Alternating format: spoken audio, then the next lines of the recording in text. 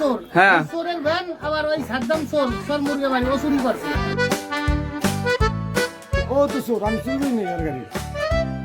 কথায় আছে চোরের উপর বাটপারে, কিন্তু সেই গল্প যে বাস্তবে এমন ভয়ঙ্কর আর নাটকীয় রূপ নিতে পারে তা বোধহয় মাদারীপুরবাসী আগে কখনো দেখেনি। টানা কয়েকদিনের ছক মেপে খাম ছড়িয়ে একটি ভ্যান চুরি করেছিলেন এক যুবক। ভেবেছিলেন মিশন সফল, এবার বুঝি আয়েশ করার পালা। কিন্তু বিধাতা হয়তো হাসছিলেন আড়ালে। চুরি করা গাড়ি নিয়ে নিরাপদ আশ্রয়ে গিয়ে চোর যখন গভীর ঘুমে আচ্ছন্ন, ঠিক তখনই মঞ্চে প্রবেশ করলেন আরেক মহাচোর, আর তাতেই বদলে গেল পুরো দৃশ্যপট। আগে করছি, এখন করি না। এখন সন্দেহ করে ধরে আনছি আমার আজকে 2-3 দিন যাবো তাক করে রাখা। আর ওর ঘরে আমি 5 দিন খাইতেছি, ওই আমার সব কিছু রাখছি। কিন্তু ওর গাড়ি যে নিছে আমি জানি 6 দিন আগে আর মাসে চুরি করে গাড়ি নিছে। সেই গাড়ি যাতে আমার আটকে নিয়ে দুর্গা মাইক দূর করতে 2 দিন থেকে পরে যখন আজকে জাংলা দেন পলাই এই যা হাত হচ্ছে আর আমার যেতে হয় করবো না। আমি চুরি করিনি, ও তো চোর, আমি চুরি করিনি ওর গাড়ি। ঘটনার শুরুটা ছিল নিখুঁত এক চুরির গল্পের মতো।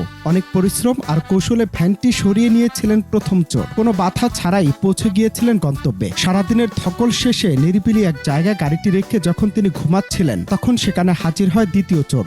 এক চোরের চুরি করা মাল চোখের পলকে হাতিয়ে নিয়ে চম্পট দেয় আরেক চোর। অর্থাৎ প্রথম চোর যখন স্বপ্নের ঘোরে, দ্বিতীয় চোর তখন সে চোরাই ভ্যান নিয়েই পালাচ্ছিলেন নতুন কোনো ঠিকানায়।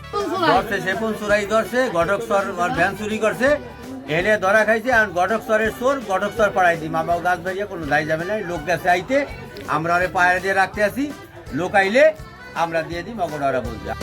কিন্তু ভাগ্যের পরিহাস বোধ হয় একেই বলে। দ্বিতীয় চোর যখন বিনা শ্রমে পাওয়া সেই ভ্যান নিয়ে যাচ্ছিলেন, ঠিক মাঝপথে তার সামনে জমদূতের মতো দাঁড়িয়ে যান খোদ ভ্যানটির আসল মালিক ও স্থানীয় লোকজন।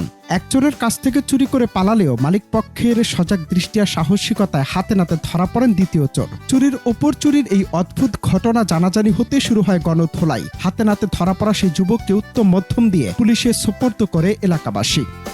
তোর আর ভালো হবি না জীবনে, কতবার জেলে গেছিস ক। এই লোক জেলে যায়, আবার বাইরে বাইরে আবার চুরি করে, আবার জেলে যায়। ওনার কামে এইটা। মাদারীপুরের এই ঘটনাটি এখন নেট দুনিয়ায় রীতিমতো talk of the town.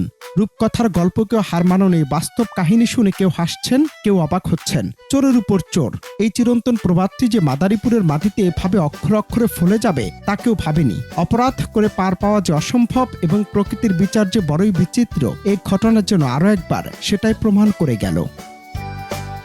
Ananta Hasan Masud, Bangla TV.